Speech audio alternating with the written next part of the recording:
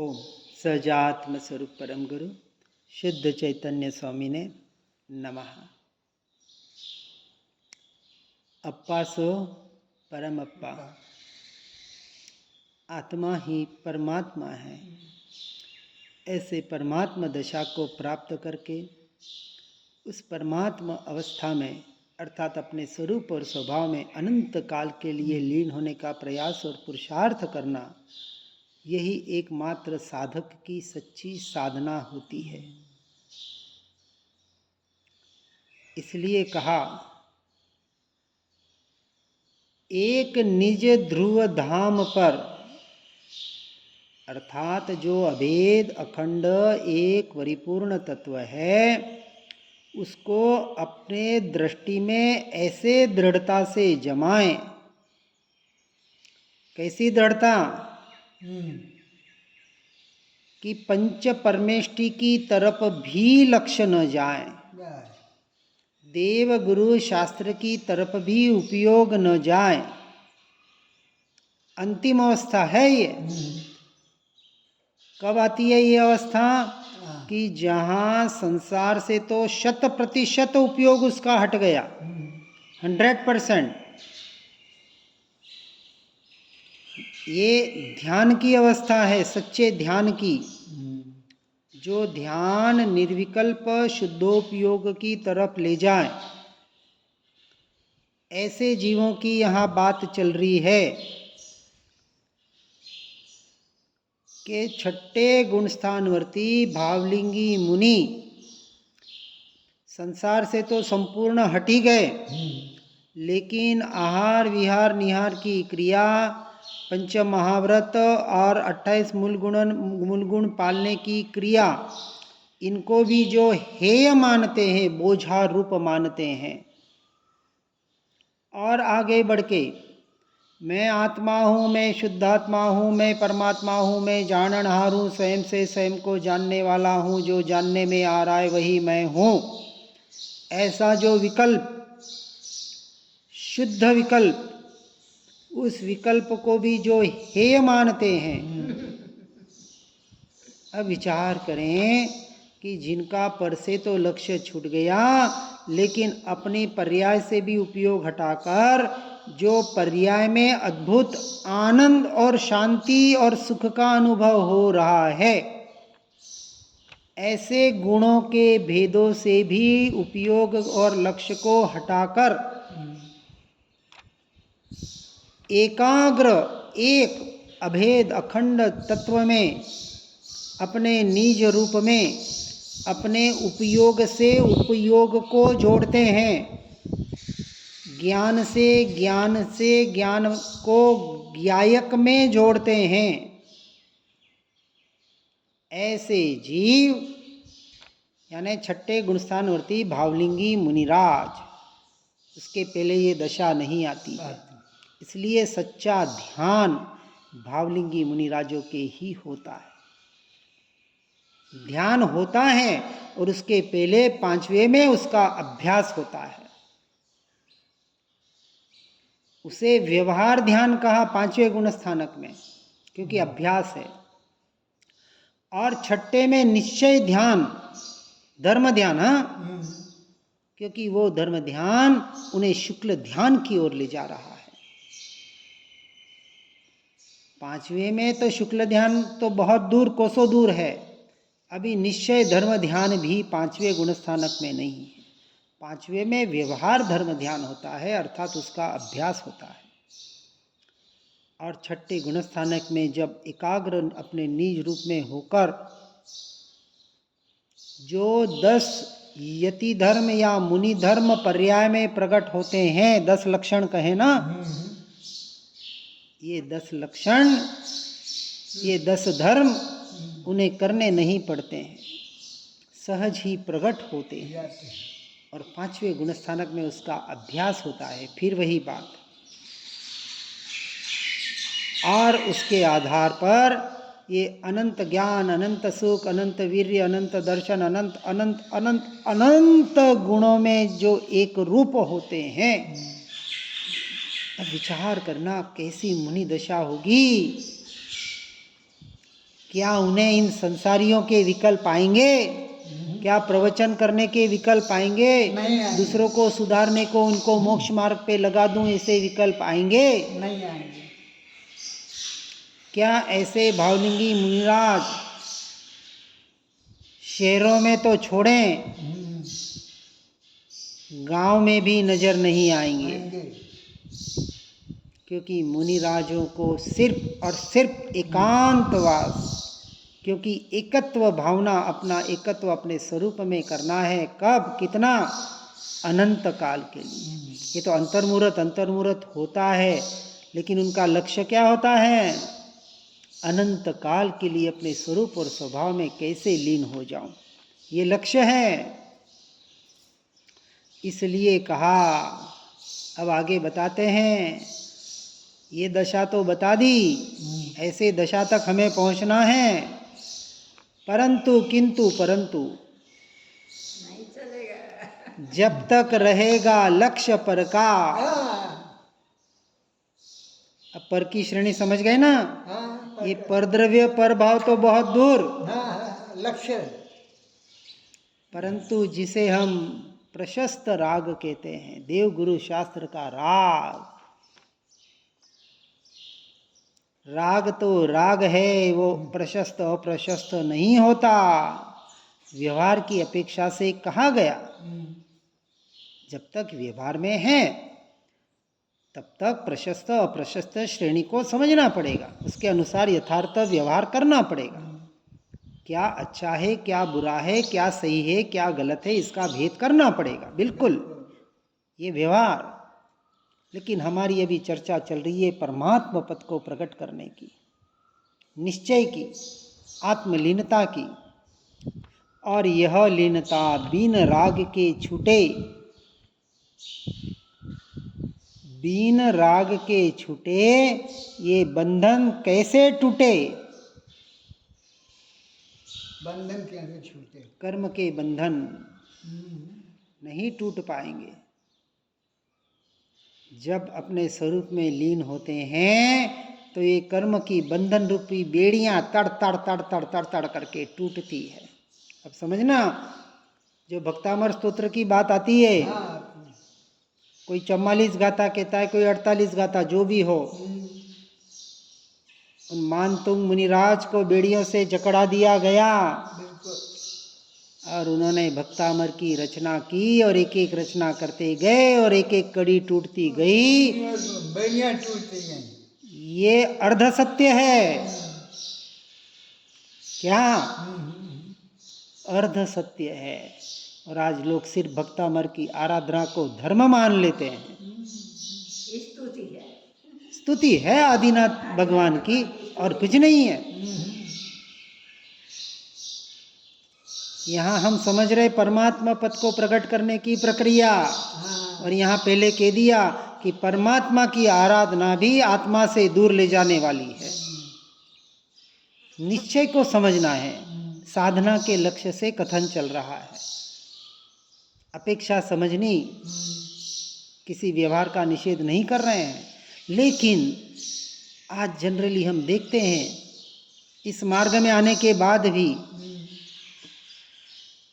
इस बाहर की क्रिया पे ही जोर दिया जा रहा है।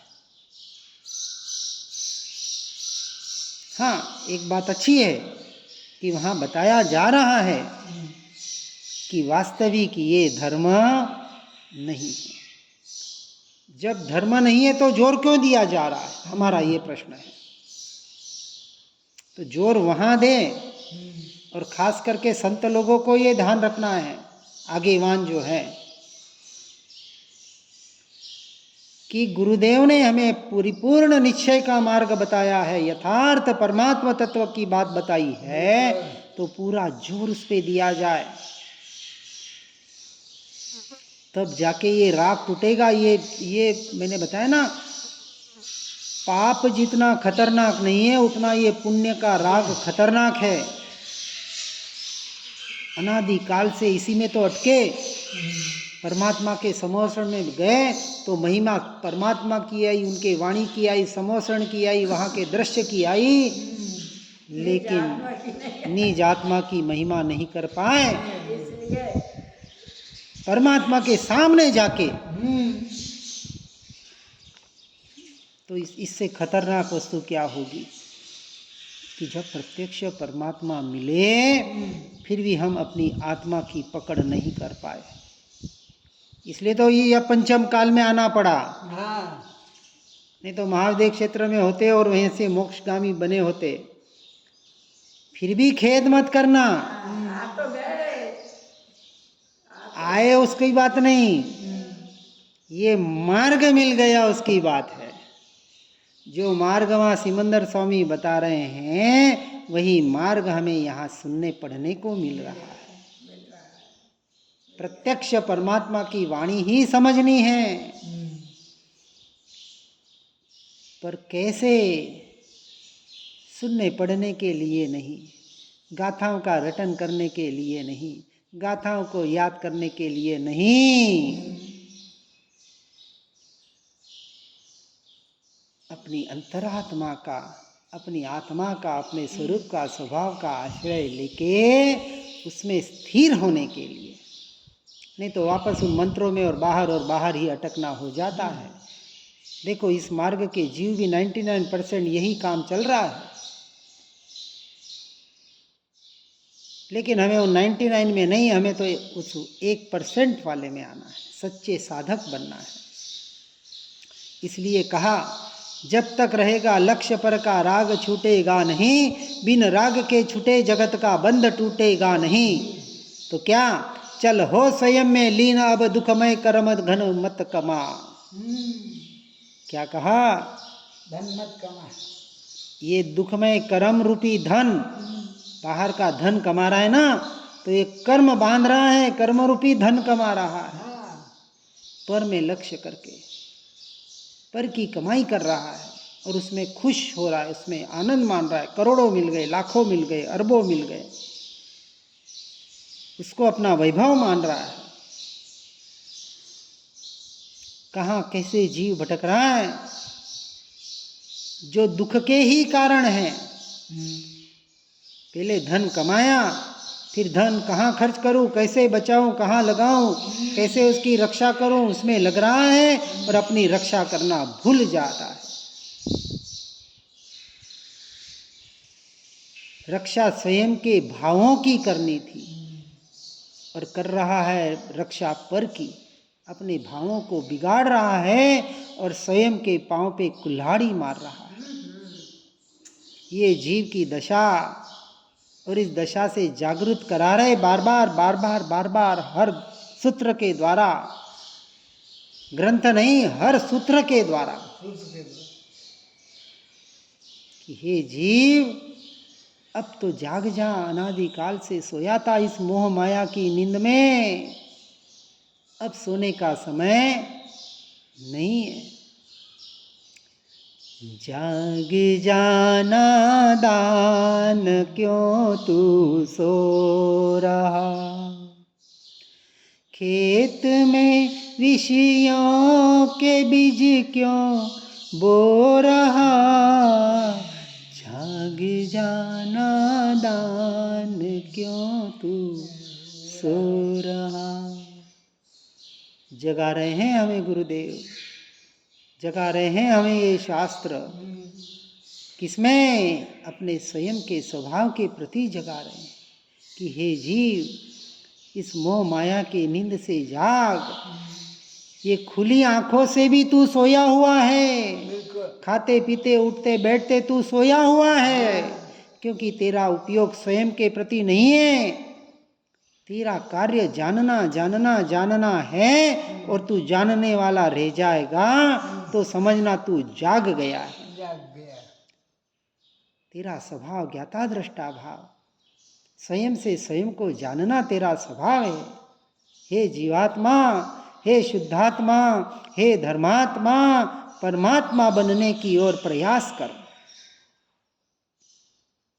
बहुत हो गया बहिरात्मापना, अब अंतरात्म दृष्टि करके अपने अतीन्द्रिय आनंद का भोग भोगने के लिए, अपने अतीन्द्रिय सुख को अनंत काल के लिए भोगने के लिए, उस परमात्मा पद को पर्याय में प्रकट के लिए अब सच्ची साधना करके सच्चा साधक बन।